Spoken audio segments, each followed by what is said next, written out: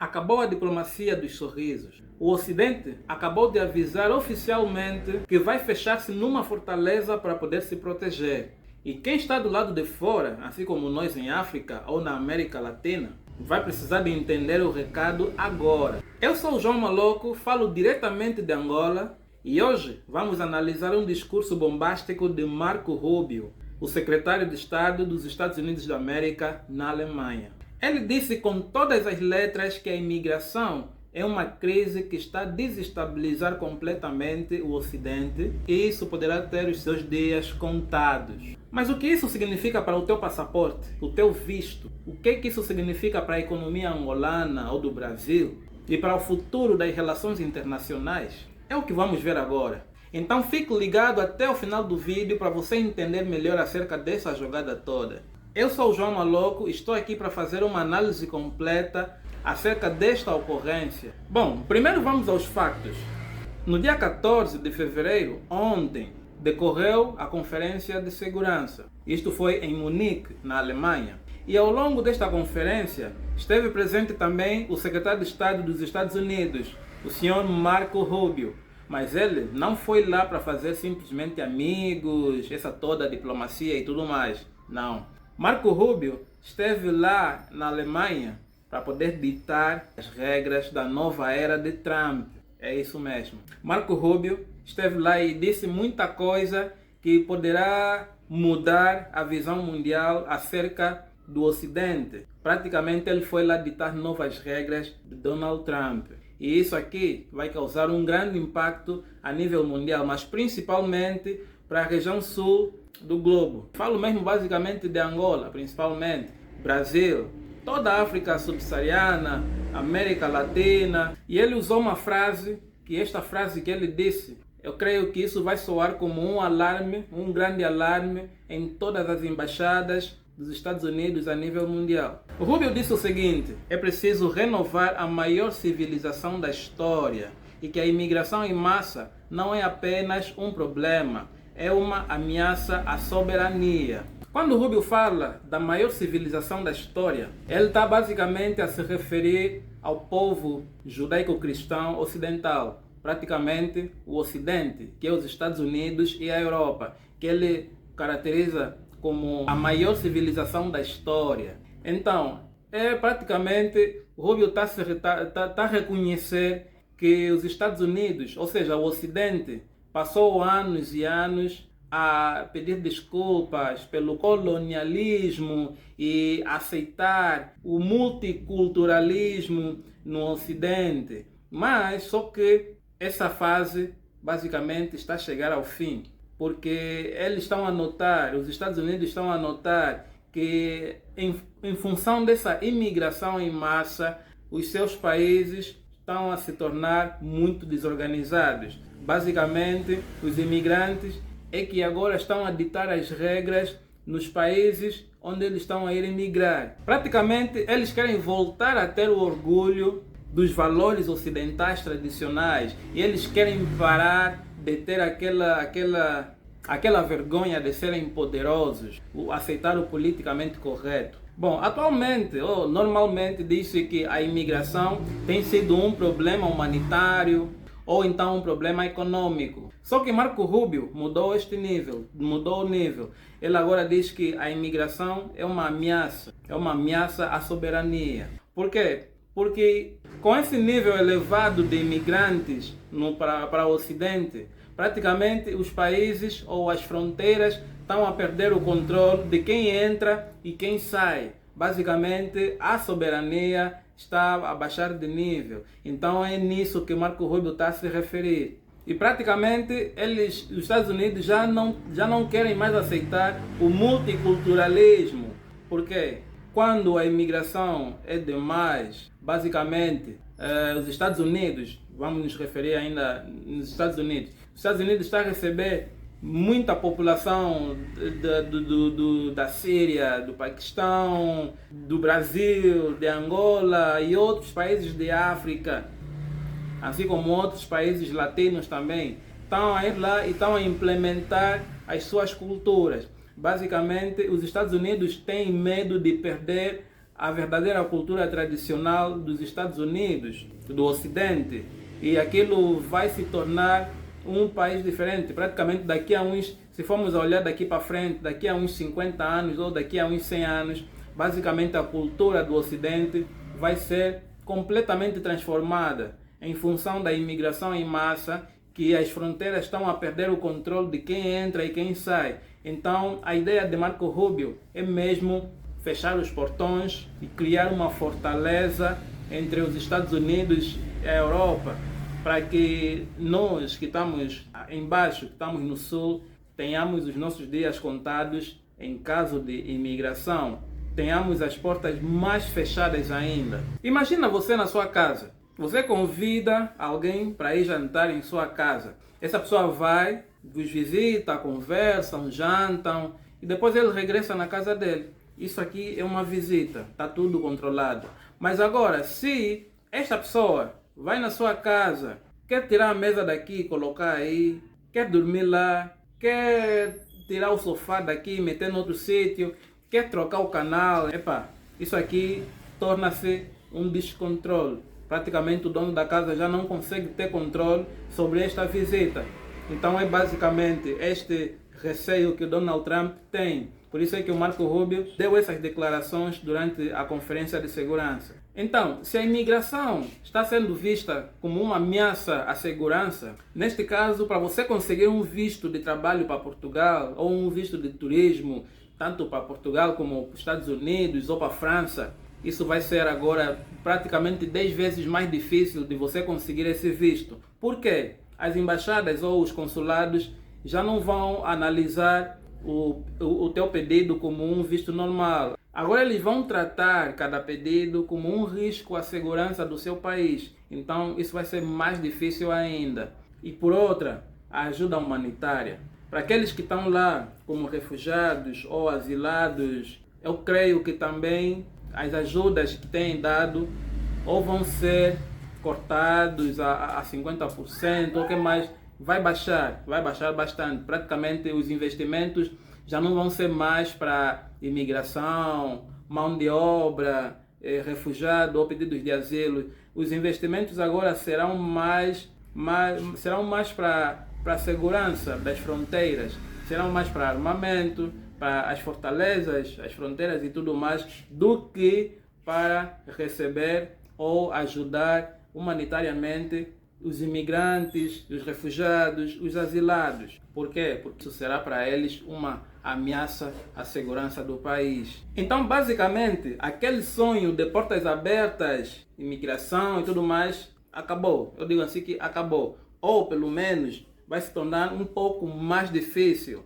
Porque o Ocidente já não quer estar a se desculpar pelo colonialismo, receber imigrantes para a mão de obra, para ajudar a reconstruir a Europa, o Ocidente, Estados Unidos.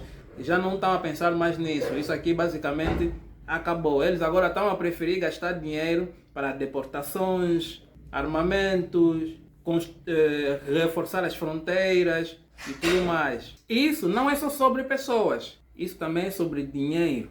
Até não é também, é principalmente sobre dinheiro. E Rubio foi claro, ele disse também, o Ocidente foi desindustrializado para beneficiar concorrentes. Isso aqui foi uma indireta para a China, que é o concorrente direto dos Estados Unidos. Por que ele disse isso? Bom, durante cerca de 30 anos, desde a queda da antiga União Soviética até essa fase agora da pandemia, os Estados Unidos e a Europa sempre acreditaram que não importa onde se fabrica, desde que seja barato, melhor. Praticamente, eles naquela época abriram caminho para outras regiões poderem fabricar os seus produtos, os produtos que agora dominam o mundo, que dominam o mundo desde sempre. Qual foi a ideia do Ocidente? Vamos deixar de produzir, vamos deixar de fabricar aqui e vamos procurar um lugar onde o fabrico vai ser mais barato, onde a mão de obra vai ser mais barato, onde não há muitas leis sobre ambiente, lei ambiental, lei climática, segurança e tudo mais. Então, vamos arranjar um espaço onde vai nos facilitar o fabrico das produções que nós depois vamos exportar para outros países que são os nossos parceiros e tudo mais. E quem ganhou com isso foi a China, principalmente. Praticamente os Estados Unidos ensinaram a China a fabricar diversas coisas, porque lá na China é mais barato desde sempre, é mais barato, então facilmente as coisas fluem. Por isso é que hoje nós vemos a Apple a fabricar os seus smartphones, os seus computadores, tudo se fabrica na China.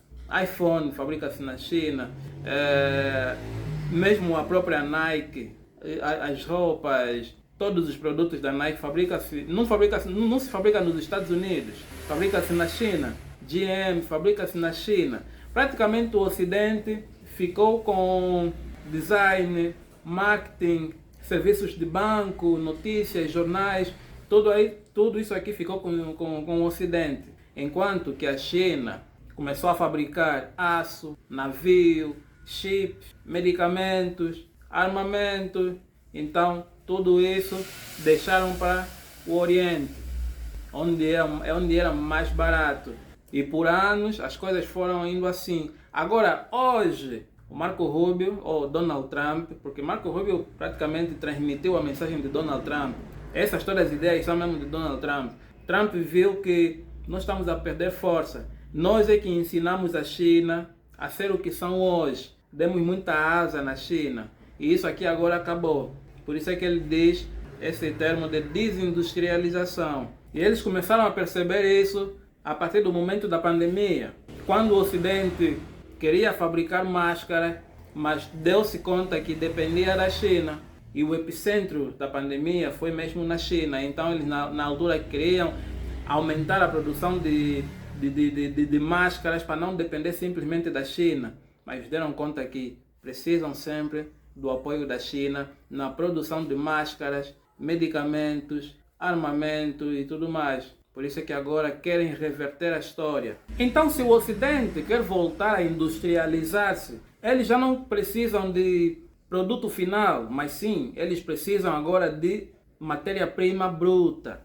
É daí que surge o grande interesse pelo corredor do Lobito. Por quê? Porque o corredor do Lobito vai facilitar a passagem de muita matéria-prima que sai do Congo, do Ruanda, dessa região toda e mesmo de Angola também. Nessa nossa região, aqui no Congo, tem muito cobalto. O cobalto é a matéria praticamente que se usa para poder fazer as baterias de telefones, carros elétricos. Só no Congo Democrático, é concentrado cerca de 70% de todo o cobalto do mundo. 70% de todo o cobalto do mundo está localizado no Congo. Aí tem uma grande matéria-prima.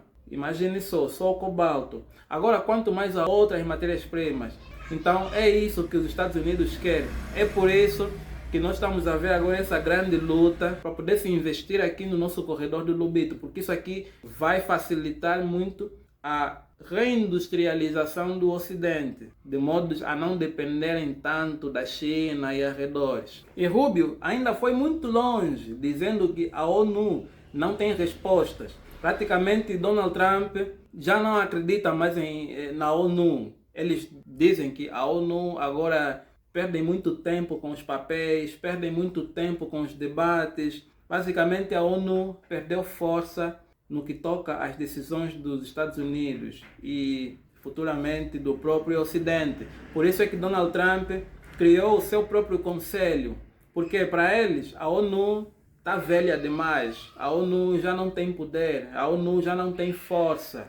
Anteriormente, depois da Segunda Guerra Mundial, em 1945, foi criado o Conselho de Segurança da ONU.